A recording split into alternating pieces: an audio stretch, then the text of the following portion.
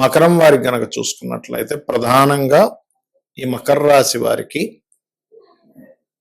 ఇక్కడ ధనాధిపతి లగ్నాధిపతి ఒక్కడే. మకరం అంటే ఏంటంటే ప్రధానంగా ఈ కష్టపడే తత్వము ఎక్కువగా ఉంటుందండి మకరం వారికి. చాలా ఎక్కువగా ఉంటుంది కష్టపడే తత్వం చెప్పాలంటే.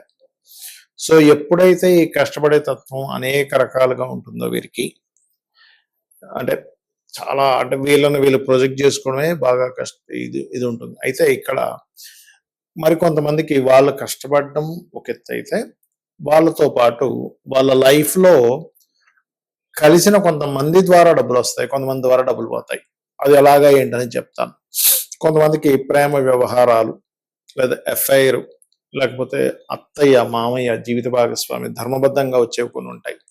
అదేవిధంగా అఫైర్స్ పెట్టుకోవడం వల్ల పోగొట్టుకోవడం కూడా ఉంటుంది. అది ఎందుకు ఉంటుంది, ఎటువంటి పరిస్థితుల్లో అది జరుగుతుంది అనేటువంటి అంశాలు చెప్తుంది నేనైనప్పటికీ, చెప్పిస్తుంది సాక్షాత్ లలిత అమ్మవారిగా భావిస్తూ ఆ లలితాంబిక అమ్మవారి యొక్క అనుగ్రహం మీకు పరిపూర్ణంగా కలగాలని మనస్ఫూర్తిగా కోరుకుంటూ, ఇక్కడ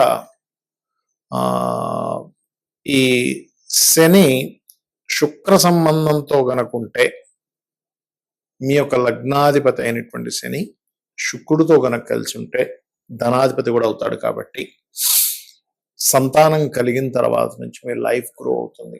లేదా శుక్రుడు శని బాగున్నారు, ఎక్కడ పాపగ్రహాల్లో లేరు, జీవితంలోకి అది స్త్రీ కావనివ్వండి పురుషుడు కావనివ్వండి, లేదా ఒక పురుషుడికి అనుకుందాం కాసేపు, ఒక స్త్రీ పరిచయం అయినప్పటి నుంచి అక్కడి నుంచి ఫైనాన్షియల్ గ్రోత్ స్టార్ట్ అవుతుంది. వాళ్ళని వివాహం చేసుకున్న దాని తర్వాత, అంటే చంద్రుడు కూడా ఇన్వాల్వ్ అయితే, చంద్ర శుక్రుడు కూడా ఇన్వాల్వ్ అయితే, అక్కడ వాళ్ళని వివాహం చేసుకోవడం ద్వారా కూడా అక్కడి నుంచి వాళ్ళకి స్టార్ట్ అవుతుంది. ఆ రకంగా ఒక్కొక్కసారి శని శుక్రుల సంబంధం ఉన్నప్పుడు వాళ్ళకి అత్తగారి ద్వారా కూడా ధనయోగం ఉంటుందండి. అంటే ఇక్కడ ఏంటంటే మీరు అబ్జర్వ్ చేయాల్సింది, ఆ మహాదశ ఎలా ఉంది, నిజంగా ఆ మహాదశ యాక్టివ్గా ఉందా లేదా చూసుకోవాలి. ఎలా అంటే ఎండలోకి వెళ్ళిన ప్రతి ఒక్కరికి వడదెబ్బ తగలాలని లేదు. ఒక వ్యక్తి వడదెబ్బ తగులుతుంది, ఒక వ్యక్తి నార్మల్గా వచ్చేస్తాడు. బయటికి వెళ్ళిన బాగా రెడీ అయితే అందరికీ దిష్టి తగలాలని లేదు. కొంతమంది దిష్టి తగులుతుంది, కొంతమందికి ఏం తగలదు. ఇట్స్ డిపెండ్ ఆన్ వాళ్ళ పర్సనాలిటీ, వాళ్ళకు ఉండేటువంటి గ్రహాల యొక్క బలాబలాల మీద ఆధారపడి ఉంటుంది.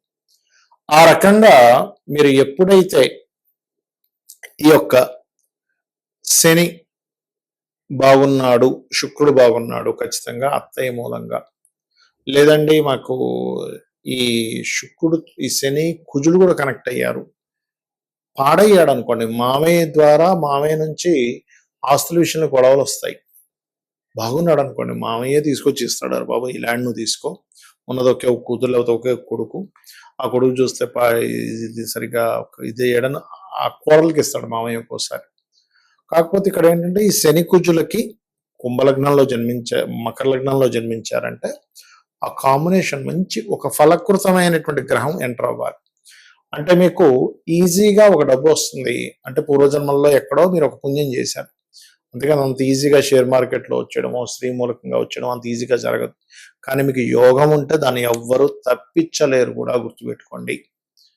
అయితే మీకు ఫైనాన్షియల్ ఇంకా బాగా గ్రోత్ రావాలంటే కాళికా అమ్మవారి యొక్క అష్టకం చదువుకోవడము, లలితా సహస్రనామాలు చేయడము, ఓం సంపత్కరీ సమారూఢ సింధుర వ్రజసేవితాయ నమః అనే మంత్రం చేయడం చేస్తూ ఉండండి. ఖచ్చితంగా మీకు కలిసి వస్తుంది. కొంతమందికి ఎలా ఉంటుందంటే తల్లి ద్వారా వస్తుంది. తల్లి అన్ని చూసుకుంటుంది పాపం, వాళ్ళకి చిన్నప్పటి నుంచి అన్ని ఎవ్రీథింగ్. మదరే మెయిన్ బోన్ సపోర్ట్గా ఉంటుంది. అలాంటప్పుడు ఏమిటంటే మీ లగ్నానికి 4వ అధిపతి ఎవరో చూసుకోవాలి. మీది ఏ లగ్నం అయినా, మేషం కావచ్చు, వృషభం కావచ్చు. ఇప్పుడు మేషం అనుకోండి, చంద్రుడు ధనాన్ని ఇచ్చే కారకుడితో ఉన్నాడా? ఇక్కడ ఏంటంటే చంద్రుడు కనుక శుక్రుడితో ఉన్నాడు, ధనయోగం ఫైనాన్షియల్గా బాగా మదర్ ద్వారా వస్తుంది. అలా కాకుండా ఈ అత్తగారి ద్వారా, అప్పుడు 10th లార్డ్ అంటే దశమాధిపతి, మీ లగ్నం నుంచి దశమాధిపతి ఎవరో తద్వారా వస్తుంది, గుర్తుపెట్టుకోండి. కొంతమంది చూడండి 3వ అధిపతితో కలిసి ఉంటాడు, అప్పుడు మామయ్య ద్వారా వస్తుంటాయి డబ్బులు. అంటే ఏమిటంటే ఇక్కడ అదేదో వాళ్ళ ద్వారా రావాలని ఆశపడమని నేను చెప్పట్లేదు, మీరు వాళ్ళని పీడించుకొని తినండి నేను చెప్పట్లేదు. బాగా అర్థం చేసుకోండి. నా కాన్సెప్ట్ ఏంటంటే మీరు పూర్వజన్మల్లో వాళ్ళకి బాకీ ఉండడమో, వాళ్ళు మీకు బాకీ ఉండడం. కొంతమంది చూడండి, అత్తగారికి మొత్తం ఈయన చూసుకుంటాడు. ఎవ్రీథింగ్. ఒక రూపాయి కట్నం తీసుకోకుండా, అసలు కట్నం అనేది తీసుకోకూడదు. కాకపోతే తీసుకోకుండా ఆవిడ ఆళ్ళ పనులన్నీ, ఆవిడకి కావాల్సిన మెడిసిన్స్ కానివ్వండి, ఆవిడని చూసుకోవడం అన్నీ జరుగుతాయి. ఎందుకంటే 10th హౌస్‌కి, అత్తగారి 10th హౌస్. 10th హౌస్‌కి రుణం పడి ఉన్నాడు జాతకుడు. కొంతమందికి భార్యని ఇంకా ఆవిడకి ఏం కావాలో అన్నీ కొనిస్తూ ఉంటాడు. కొంతమంది ఇతను ఏ జాబు చేయకుండా ఇంట్లో ఉంటే భార్య మొత్తము కూడా సంపాదించి ఇతనికి ఏం కావాలో అన్నీ చూసుకుంటూ ఏమాత్రం కించపరచకుండా కూడా చూసుకుంటారు కొంతమంది. అది ఎందుకు అంటే కొంత వీళ్ళ మంచితనం ఉంటుంది అక్కడ. వీళ్ళు ఏదో పాపం గొప్ప విషయాల కోసం ట్రై చేస్తూ ఉంటారు. ఈ ఐఏఎస్, ఐపీఎస్ కోసం ఒక పక్క చదువుకుంటూ ఉంటారు. లేకపోతే ఈయన ఎంతో నిజాయితీగా వ్యాపారం చేసి కూడా నష్టపోయి ఇంట్లో కూర్చొని ఉంటే ఆవిడ అర్థం చేసుకొని పోషించవచ్చు. బట్ ఇక్కడ ఏంటంటే ఏదైనా కావచ్చు కారణం అక్కడ. ఇక్కడ ఏంటంటే జీవిత భాగస్వామి ద్వారా మీకు బెనిఫిట్ ఉందా లేదా? సింపుల్ గా ఏం చెప్తుంది, 7th and 2nd కాంబినేషన్స్ పుష్కలంగా బ్రహ్మాండంగా ఉన్నాయి. మహాదశలు నడుస్తున్నాయి. ఇక్కడ ఏంటంటే మనకి ఆ మహాదశ నడుస్తుందా లేదా కూడా చాలా ముఖ్యమైనటువంటి అంశం. మహాదశ నడవలేదు మీకు వేస్ట్. అది ఎప్పుడో 70 ఏళ్ళకు వస్తుంది. ఏం చేసుకుంటాం 70 ఏళ్ళకు వస్తే? అప్పుడు ఏదో ఇంట్లో కూర్చొని ఉంటే ఎవడు పెడుతూ ఉంటాడు. అలా కాకుండా కొంతమందికి చూడండి, భార్య లేదా భర్త ఆ యొక్క బిజినెస్ లో ఎంటర్ అయితే డబ్బులు వస్తాయి. అప్పుడు కూడా సప్తమం ధనయోగాన్ని ఇస్తుంటుంది. చాలా మంది ఏం చేస్తారు, పార్ట్నర్షిప్ అనగా వద్దనేస్తారు. వద్దడం కాదు, జాతక చక్రంలో ఏముందో చూడాలి. పార్ట్నర్షిప్ ద్వారానే కలిసి వచ్చే ఉంటాయి. నేను ఒక జాతకం చూసినప్పుడు అతనికి ఏంటంటే, జాతకం చూస్తే అసలు ఏమీ అస్సలు అంటే అసలు బాగాలేదు. ఏంటి అసలు ఏంది బా ఉంటది, మీరు ఏదైనా కొంచెం మీరు సొంతంగా కాకుండా పార్ట్నర్షిప్ ఏమైనా చేయండి అంటే, ఆయన ఒకటే మాట అన్నాడు, సార్ నేను పార్ట్నర్షిప్ చేసినప్పటి నుంచి నా లైఫ్ బాగుందండి అన్నాడు.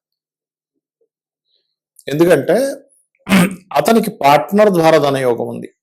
ఒక లారీతో ప్రారంభించాడు ఆయన.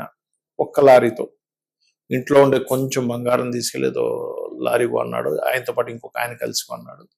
10 లారీలు అయిపోయాయి. కూర్చున్న దగ్గర లక్షలు వచ్చి పడుతుంది. అంటే ఏమిటి, అది పార్ట్నర్ ద్వారా ధనయోగం ఉంటే జీవిత భాగస్వామిని పార్ట్నర్ చేసుకోవచ్చు. బయట పార్ట్నర్స్ ద్వారా కూడా ధనయోగం వస్తుంది. అంటే ఇక్కడ మీరు అర్థం చేసుకోవాల్సిన విషయం ఏంటంటే, ధనము ఏ రూపంలో ఉంది? ఒక స్త్రీ మూలకంగా ఉందా? శుక్రుడు ఇస్తాడు. ప్రేమ మూలకంగా ఉందా? పంచమం. ఒక్కోసారి పంచమం ప్రేమనే కాదు, సంతానం కలిగిన తర్వాత కూడా డబ్బులు వస్తాయి, గుర్తుపెట్టుకోండి. అంటే మీకు ఆ పర్సన్ పర్టికులర్ గా ఒక మనిషితో యోగం ఉన్నప్పుడు ఆ పర్టికులర్ జీవుడు అక్కడే జన్మిస్తాడు, గుర్తుపెట్టుకోండి. ఆ సర్కిల్లోనే జన్మిస్తాడు, అక్కడ ఉండే దాంట్లోనే జన్మిస్తాడు. ఆ పర్టికులర్ స్కూల్కే వెళ్తాడు, ఆ పర్టికులర్ కాలేజీకే వెళ్తాడు, ఆ పర్టికులర్ జాబ్కే వెళ్తాడు. అక్కడ ఎవరో పరిచయం అవుతారు, లేదా ఆ పర్టికులర్ మనిషినే పెళ్లి చేసుకుంటాడు. బికాజ్ ఆఫ్ దాన్నే యోగము అంటుంది జ్యోతిష్ శాస్త్రం. యోగం అది ఇబ్బంది పెట్టేదైనా యోగమే అంటుంది, మంచినైనా యోగం ఉంటుంది. ఎందుకంటుందంటే ఇబ్బంది పెట్టేదైనా యోగం ఎందుకు అవుతుందంటే, ఇబ్బంది పడుతున్నావు నువ్వు, కానీ కర్మని తొలగించేసుకుంటున్నావు. సో కర్మ తొలగిపోవడం కూడా యోగమే కదా, మంచి కూడా యోగమే. ఎందుకంటే నీ కర్మని అనుభవిస్తున్నావు, రావాల్సిందని అనుభవిస్తున్నావు, నీ కర్మను తొలగించుకుంటున్నావు. కాబట్టి 2 యోగాలే. అయితే ఇక్కడ చాలా మందికి ఏమండి, మాకు పార్ట్నర్స్ ద్వారానో లేకపోతే ఎవరి ద్వారా రావాలనుకుంటున్నాము అనే ఒక చిన్న ఆశ ఉంటుంది. అప్పుడు ఏ గ్రహం ద్వారా అయితే పాడై మీరు ఇబ్బంది పడుతున్నారు ఆ గ్రహానికి దానం ఇచ్చుకోవాలి. అంటే ఉదాహరణకి రవి ద్వారా కంబస్ట్ అయింది, గోధుమలు దానంగా ఇవ్వడం, సూర్య నమస్కారాలు చేసుకోవడం.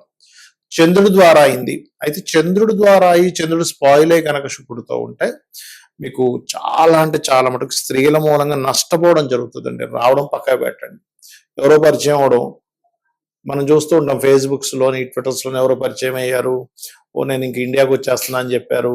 తెర చూస్తే వాళ్ళదేదో మన ఫ్లైట్ ఎయిర్పోర్ట్ లో బ్లాక్ అయిపోయింది, ఆ డబ్బులు కడితే కానీ అది రాదన్నారు. ఇలాంటివన్నీ మనం వింటూ ఉంటాం. వాడు డబ్బులు కడతాడు. లేకపోతే శుక్రుడి ద్వారా పాడైతే ఏమవుతుందంటే, కొంతమంది వాహనం పెడతాడు, అసలు అది యాక్చువల్ ₹1,00,00,000, వాడు 30 లక్షలకి అమ్మేస్తున్నా అంటాడు. ఎందుకంటే నాకు సడన్ గా అర్జెంట్ ఉందండి, నేను ఎక్కువ నడపలేదు దాన్ని, నాది ఫలానా సోసోనగా నా డబ్బులు కట్టేస్తాను. తీరా చూస్తే అంత ఫేక్ ఉంటుంది. ఫేక్ ద్వారా డబ్బులు పోతున్నాయంటే చాలా క్లియర్ గా మహాదశ గోచారం, అంటే ధనస్థానాన్ని కేతు సంబంధం కలిగి ఉంటుంది.